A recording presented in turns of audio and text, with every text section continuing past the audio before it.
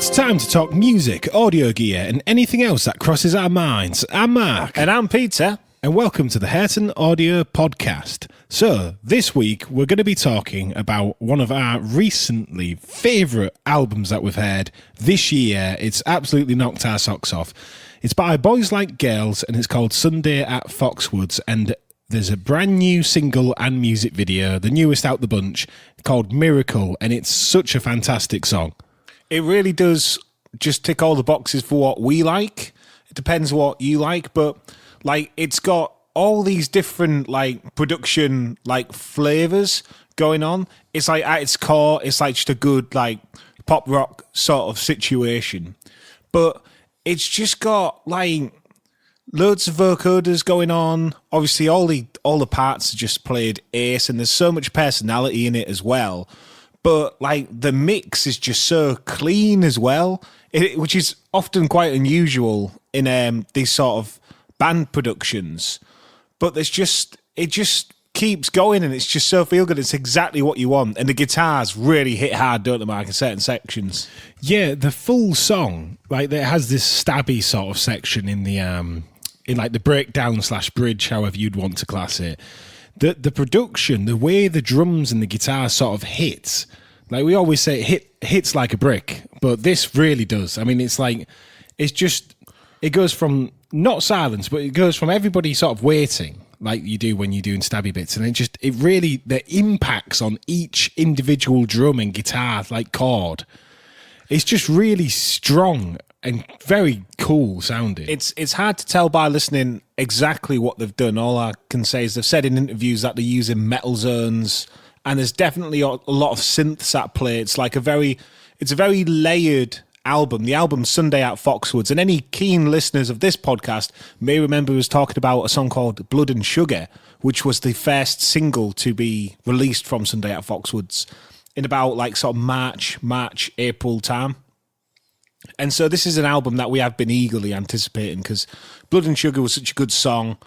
Like I say, first song we covered on this podcast, and the album did not disappoint. Like it's 13 tracks. All the tracks are great, but like Miracle's really taken your fancy, hasn't it, Mark? You really enjoy Miracle a lot. Yeah, I really like just the full package on Miracle. Like I say, it's not necessarily, like the most upbeat song. It's not necessarily the rockiest song, or it's not necessarily got like the biggest chorus. It just has a very cool, like it's almost like a movie montage type thing to me. And the way they've approached the video, which is all of the band racing at crashing into each other at like a derby event, is just very stylish as well. Like you say, the full album and all the videos they've done, everything oozes style, whether it's a simple lyric video or them playing live to like the fully directed videos.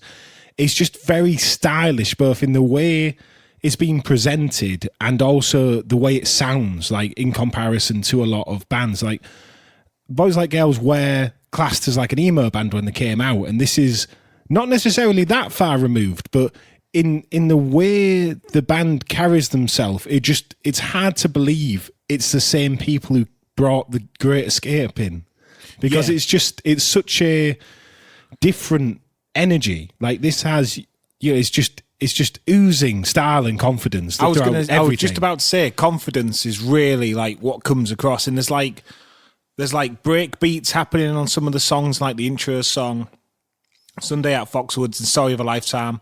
They've just done really, really weird stuff across the album, which fits in the context of the album. But like a lot of people say about, well, how do you write a new song? We've heard everything. That's what you hear a lot of people say who are avid, long-time music listeners. And this is an album where I listen to it and I go, well, I've definitely not heard these songs before. I mean, Physical is crazy as well because it has like an 80s rock thing that it sort of comes at you like almost like a Van Halen or Bon Jovi song at the start, like a proper 80s throwback. And then it jumps into this minimalist sort of semi New Jack Swing orientated, synthy and stab orientated chorus where there's almost nothing going on. It's just so out of left field. And the way some of the songs develop is just really unexpected in the context of like traditional modern rock and alt rock.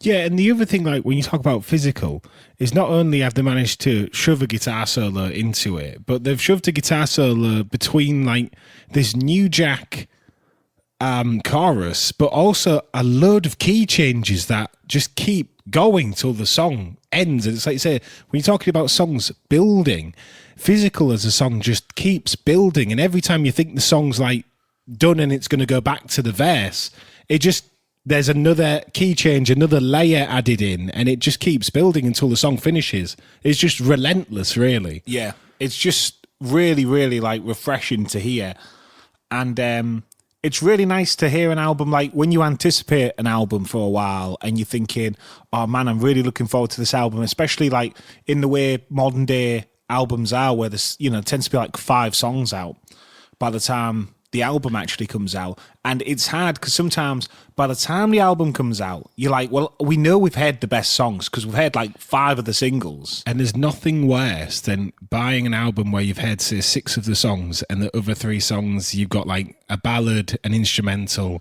and like a closing song. And there's like, you're listening to your full album that you've, say, gone to a CD shop or more likely bought on like Amazon or whatever, and you're waiting to hear like the other 3 amazing songs, and you realise, well, you've heard the 6 good ones and now you've just got the other 5. Yeah, it's a really like, and the thing is, like, that shouldn't take away from the fact that the album at its core is good, like with some albums, but at the end of the day, when there's, say, 5 singles out of a 13-song album, them songs are no longer new. Like when you get the album, they're old news to you. You're excited for them songs you haven't heard. So I think it's quite hard, like when you sequence in a release, like you can't play all of your cards too early, because when your album comes out, then people will be like, well, there's not really anything else happening like on release day. It can be quite sort of unmotivating as a fan, like to give albums the time of day. But this is not that. This is like, you listen to it first way through, a lot of the songs were very surprising in terms that a lot of the songs had a lot going on. There was 2 interludes, and both the interludes are actually like amazing by themselves. Like very, they both sort of tie into songs as well. And one acoustic track at the end, which is expected. You need a bit of diversity in the track listing, but that gives you like a core of like 10 songs. It's almost like listening to Hysteria by Def Leppard. It comes across like a greatest hits album because the songs are so strong and they're all consistently strong across. Some albums can come across like, oh yeah, so these are the ideas we really, really thought about and we did, with singles in mind. And then here are the sort of the sonic experiments we got to. Whereas this is more like you got 10 absolutely like polished and refined radio hits, but they're not technically radio hits because only so many of them could be singles. Yeah, and I think it depends on what type of release you're going for. Like there's some bands, famously the example I always think of is U2's Pop, where obviously they put it out and it wasn't done, and they just, all the best songs was the first 5 and the last 4 was like, they was just there. And it's not that they weren't any good, it's just that in comparison, it's not anything to really get excited for, or they're not doing what the band is known for. Whereas like on this example with Sunday at Foxwoods, you very much feel like any of the 10, up-pace rock songs, any of those 10 could have been singles. And then obviously you have the ballad at the end and the 2 instrumentals, which naturally wouldn't typically be marketed as singles. Yeah. But the other 10 tracks, it could have been any of them. But obviously they've already released Blood and Sugar, Language, New Love, The Outside, Cry, and then for the album release, Miracle had come out. Yeah. So it's a good portion of the album was already out there. Yeah. So it is nice to be pleasantly surprised, because there's nothing worse than getting an album on day one and feeling like you've heard all the best songs. And when you get a few sneaky tracks that sort of elude you, it's a nice sort of boost when you're looking forward to an album. Yeah, and my main takeaway with Sunday at Foxwoods is go listen to it, please. Boys like girls, Sunday at Foxwoods.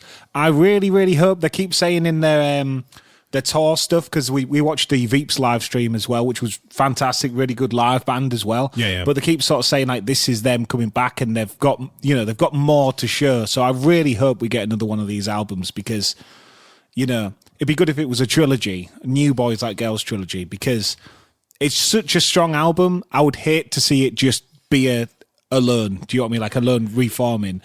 And the thing is when a band comes out, say you've got a band like this where they've done 3 albums and they've been on hiatus for 10 years or so. They come back and do one album. If you really, really like that album, and like, for example, for us, there's not really a lot that you could say, I'm in the mood to listen to this and I want to go to the next one. You go, well, there's not really another one. It's not come out yet for Boys Like Girls. And you go, well, I want to listen to another band that sounds similar. And you go, well, that's hard, because this is a very unique package. Like, you can get things that are within the ballpark, but the actual sort of DNA of the songs is very hard to find another song that's even remotely like that. Closest thing you can go is listen to, say, the singer's solo project, The Night Game. Their second album is the closest you can really get to, say, listening to this album. And the thing is it's really frustrating from a fan perspective if a band comes back, releases one of these albums, and then just doesn't do anything again. Because then, if you're craving for like what is next in the release cycle, you're just sort of waiting. Like, obviously, Coldplay recently have announced that they're working on music, or they've almost finished Moon Music, which is the sort of companion album to Music of the Spheres. But when you see like a volume 1 or a hint of something more to come, like even like the band just saying, we are back and we're going to do this for more than just this one project. Yeah. You develop an expectation and you're waiting. You're sort of like hopefully it's sooner rather than later with release cycles. But obviously, like the 2000s, you had to wait like 5 or 6 years for some of the bands to make another album, and then you just sat, and by the time they've made another album, you're tuned out. You're past that phase. Like, that's the sort of problem you have with release strategies. So hopefully Boys Like Girls do another album quicker rather than later. But it's one of those things, like, they don't need to do the albums. It's just one of them. Will they make another one? Well, you was reading about how sort of like the digital landscape has led to faster releases for albums, wasn't you, Mark? So hopefully, like, the way that the current music climate is, it incentivizes bands like this to go and think, well, maybe we need to put something out sooner. Maybe we put something out like next year instead of in 5 years' time, because there's nothing worse than waiting 5 years for an album by like one of your favorite bands. A lot can happen in 5 years. The only thing I hope that doesn't keep being a trend, which you see a lot, is deluxe versions, because there's nothing worse to me as a fan of a band who says buy an album on the first week, when 2 months later they go, well, here's a deluxe version of the album you've already bought with 4 extra songs on. What I will say is we're saying a lot of nothing worse today, so we maybe need to tier list our nothing worse. So what's worse? An album where you have 5 great songs drop, and then the rest of the songs, when you listen to the full album, are duds. That's one. Yeah. 2, waiting 5 years for an album, and 3, getting a deluxe version of an album, but like a belated deluxe version where they've waited till you've definitely already bought it, and they've just shoved a couple of songs on the end. Which one's them's worse? Well, probably them not doing anything at all is worse. Yeah, I think definitely. that is the obvious answer, isn't it? If you're it's just more irritating when you've bought, say, a CD or vinyl, and then they bring out a better, superior one. I like the form factor, the band Heat, the Swedish hard rock band. They put out Heat, Major Forces, yeah? I'm getting that right. Force Majeure. Force Majeure, yeah. Yeah, got a bit tied up. Force Majeure, and then they put out, I believe it was Extra Forces, yeah? Yeah. Which is the deluxe version of the album, but it's just the second disc. Which is really nice. And this is like, I suppose, because it has live songs and reinterpretations with other singers singing certain songs and stuff, it's a little bit more like a companion CD, not fully another album. Like a stereotypical album. It's essentially like a 2-disc version of that first album, but they've, instead of saying, look, you have to buy the first album again, which does them a lot of benefits because the way they can categorize it, it can add to the original album's sales, can't it? So that's one of the numbers. Like market strategy wise, obviously, they tend to do deluxe versions because then obviously you are technically purchasing the 10 or 11 songs again. And because it's the same album, it counts as a sale of the original sort of thing. Yeah. That's the reason they do it. Maybe the thing that boosts it from going gold to going platinum, maybe. That's the whereas if you was to be nice to the fan base and say this is on a separate disc and has nothing to do with the others, but it's a spiritual sort of like companion album, then they don't get the stats. So it's very much that type of thing. But like one of these examples is like Imagine Dragons did Mercury Volume 1 and Volume 2. They did Mercury, great. Then they added a song on the front for streaming and a deluxe version. But the deluxe version give you the first version again. They also give you, on the second edition, the first album again with one track on the front, so it's not entirely the same. So then you end up with the same 9 songs twice. And you go, in hindsight, had they told you at the start of Mercury Volume 1, well, this will all be on the next album, you probably would go, well, I won't buy it, I'll just stream it for a bit. Yeah. And then you get it eventually. And then you end up with the same CD twice. And then it's like, well, why would I? You might as well just sell Mercury Volume 1 unless you're a collector. Well, that's the thing, because then collector's mentality would justify that most people would get rid of Mercury Volume 1, just throw it or whatever. And then that becomes the rare, less pressed version, and that is the one that's worth something. So if you're doing like the collector's mentality, it's very tricky to work out what you should keep because it's so unpredictable. I mean, even when you look at Taylor Swift's catalogue on Discogs, it's like, it's not the albums you'd expect. So that's the thing. It's all about keeping the one nobody wants or the one that they press the least. But yeah, it's tough. Well, speaking of new music releases, the Struts have also released a new album just today, actually, called Pretty Vicious, which is really, really like a bit of a breath of fresh air as well. So it's all good recently with the rock acts. And do you think that rock is having a resurgence, or do you think it's just that in the sort of vacuum that is digital music releasing and streaming, it's just that you can go find the releases you want and you can very easily find a sort of pool of bands to release albums that you are looking for, as hard as that sounds, but then you have to know they're there to find them. Yeah, the best thing about using a service like Spotify or your designated streaming service, what I do like about Spotify, and I imagine it's the same on most others, is you can follow the artists. So they might put a song out and you'll go, oh, I didn't know they was doing anything. I'll check that song out. A bit like how people probably felt about the Beatles. They will have been like, wow, a new Beatles song. Yeah, which is sort who of expected like, that? If you wasn't paying attention, it's sort of like this must be a bonus track. And then you go, no, it's a brand new one. And you go, what do you mean this can't be a brand new one? And on a small tangent regarding the Beatles thing, there was a great little documentary on YouTube. I mean, there's no point in talking about the Beatles thing because everybody's talked about it relentlessly already. But it's a cool track, better to have it. But it says a lot about the idea of audio restoration and potential releases that have been obscured. Like I imagine legacy bands like Queen and even like Rolling Stones and many other bands will have a vault of demos where they go, well, this one just never came out on any expanded editions because, the piano was too loud and it was all on one mic. And like, if you was, say, like they said with John Lennon, he was recording at home on just a cassette player with a microphone, playing the piano and singing the demo, obviously he'll have thought, well, I'll just do a rough cut because I can do it in the studio.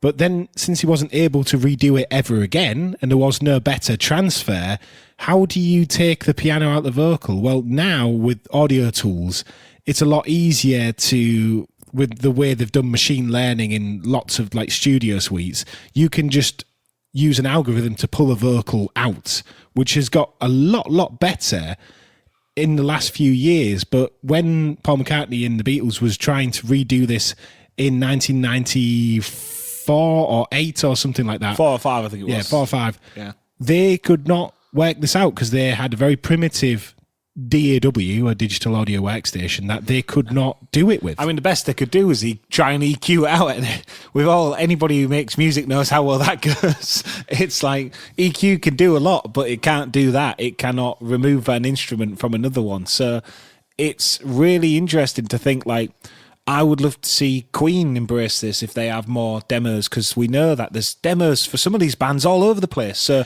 this is really, really, I think, there's sort of two reactions to it. Some people are like, well, it's not like authentic or whatever, but you're like, well, it is authentic because they're not using AI to re-sing at all. In fact, technically, they're not even using AI. They're just using machine learning, and there's bits about they're the same thing or similar, blah, blah, blah. All they're doing is using technology to split the two parts, which is something that DJ software is now implemented wide scale, and most audio software can do small bits of that. Also, think of it like this. If you're a fan of a band and you're saying, well, I don't want you to ruin their reputation, remaining band members, please don't do this and destroy your legacy. My sort of take is, if they don't do it, then somebody eventually down the road will do it without any of the original members. Yes, that's very true. And it's a lot better to have Paul McCartney and Ringo Starr, who know what happened with that when they retried it in the 90s, and know the original demo and know the general sort of idea of what is a Beatles song, then have some suit who has no idea say, well, let's just hire some guys to make something Beatley and then put that out instead. Yeah. Because that inevitably, like cynically, that is what's going to happen with all these vaults, like Prince's vault, Queen's vault. Any song that's not been touched already is just waiting to be tampered with. And Jimi Hendrix's vault comes to mind. Yeah, like taking a demo for Crosstown Traffic or whatever they did and just sort of like massaging it into something else.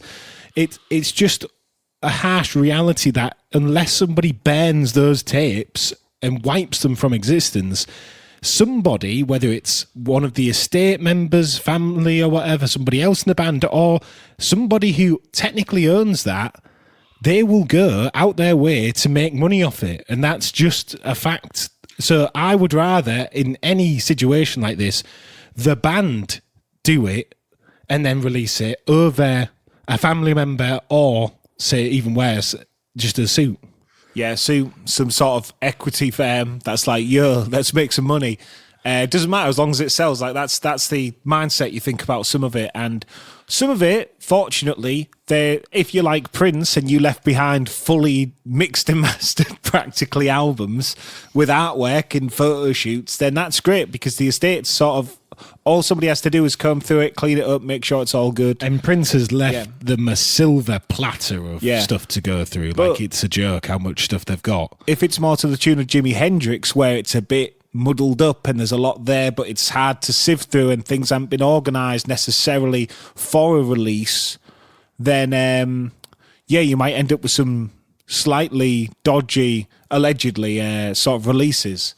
The other thing as well is, obviously, these original sort of recording artists, like anybody who recorded albums from the 50s to the 70s, they won't have had the hindsight that modern artists do. And I imagine a lot of modern artists, when they're putting out records and putting things in the vault, in quotation marks, they can see what's happened to the Beatles and what's happened to Prince or Jimi Hendrix and this full thing.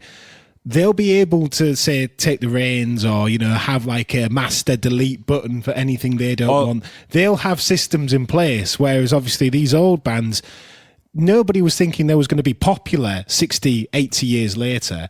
Never mind trying to artificially sort of clean the tapes and retransfer them and create new songs out of what they left behind. So it's just one of those things, like, for anybody who's making music, it's an odd idea to think about. Like, for anybody in the charts right now, this could be happening to them in the future. Yeah. And you've no idea if a back catalogue or if demos that never get released are going to come out. So I suppose it ends up being like a bit like Taylor Swift's vault, where it's like, well, if you just release them, then nobody else can tamper with them in the future. Unless you're more to the tune of Avicii, if you have some suspicion or knowledge that it's coming, then you write up a game plan, basically. And he had, as far as I have read, he had everybody in line who was going to finish that final release and what the songs were going to be, how they was going to be done, like almost like a step-by-step guide. So that's like another interesting factor, but that's something unique to Avicii because I think he knew that was going to happen to him, so he felt like he could organise it. Whereas he could write his own swan song in sort of the most awful circumstances, really, but at least he had control of what his final release would look like. Whereas a lot of people, well, if you take John Lennon for example, he had no idea, did he? It was a complete shock. Like it wasn't supposed to happen like that. Well, it wasn't supposed to happen to Avicii, but you know, if you know what I mean, it wasn't like a shock in that sense, maybe. Yeah. So they can't prepare. John Lennon couldn't prepare, but Avicii could in that regard, is what I'm trying to say. Yeah, and also, like say that like they can see, any artist at the moment can see what's happened to these old bands, whereas the old bands would have had no knowledge of what their music would be worth in the future. Yeah, is my main point. What was it? Mick Jagger said that he thought that they maybe had 2 years or something like that. Yeah, in the 60s. Yeah, and then we got new songs from the Rolling Stones and the Beatles in like practically the same month. Yeah, it's crazy to think about how long people have been waiting for that, and they've both done it at once. But it's just interesting to look at some of these industry. Like, this isn't necessarily an industry trend as it is an industry observation from a fan perspective, but it is one of those things where you sort of see trends in all different ways in the music industry, and this is a trend that you'll see. If you listen to older artists and you have them on your release radar on Spotify, you almost get more demos than you do songs by new bands. Like, it's refreshing to see the Struts bring out an album when, like, my release radar has like live albums by all these bands that are broken up, or where a lot of the members have died, and or demos and additional releases. I mean, it's nothing quite like waking up to see the Beatles as the pictured release radar artist. But I mean, normally, if they are, there's a demo come out or something, or an alternate take, not a new song. So it's definitely a weird environment for that.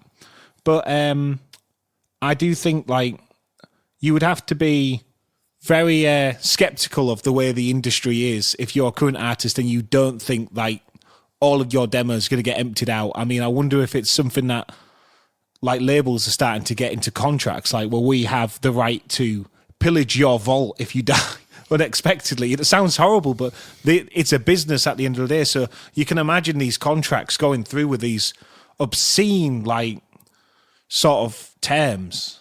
I imagine, like, with the high profile nature of what the Beatles have done with Now and Then, that obviously a lot of artists who are saying the top 40 at the moment may have a think about it. What would they do if that was their band or their song? Or, you know, it's just one of those things where I suppose that you wouldn't really think about it unless it's brought up in a different circumstance and you see like an example of it.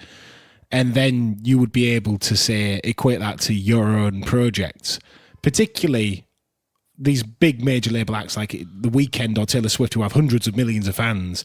You know, they're the first people where they're going to get that treatment. They're going to want to make as much money out of their brand as possible. And, you know, hopefully, like, those artists make that money first. Well, I suppose this comes down to them owning their rights, I suppose, and owning their masters and their copyright. Like, you was reading, like, Dua Lipa's just got back her first album. I think it's both. Both? I want to say it's both, but I would have to read up on it. So I suppose ultimately it depends who is in control of the potential profits to how, you know, regular this occurrence is. I suppose a lot of them, like Prince, have been on sort of indefinite contracts. So technically the labels had like a stake to his vault in a certain capacity, I think. Although it is his estate that's putting them out, isn't it? So I suppose it goes to ownership of the songs more than it does any label. I suppose it all depends as well on whether the labels buy the songs as they're finished with the studio time. But if the label's footing the bill for the studio time and Prince is like, I'm not going to release that album, and then Warner's still footing the bill for the studio and all the recording costs, they're going to want that money back, aren't they? That's the thing. I never thought about it like that. Like, I never thought about all these Prince demos that have essentially been cut on a different label's dime. I mean, I'm not sure entirely what Prince is. I'm just talking like an hypothetically. Example, yeah. Yeah, because that is definitely like a thing where a lot of these demos are sort of budgeted by the studio essentially, and then they never come out. And then, yeah, I never thought about it in terms of somebody being like, well, this is our demo, and somebody else being like, well, technically I paid for that to get recorded, but they still got their album, and that's all. I suppose that's all contractually they'd get is their album. Well, I would have thought there would have been a thing for copyright of if it was recorded in Capitol Studios by Capitol Records on their bill, then there's definitely an ownership contention, I feel like, but maybe we'd have to get a lawyer to tell us.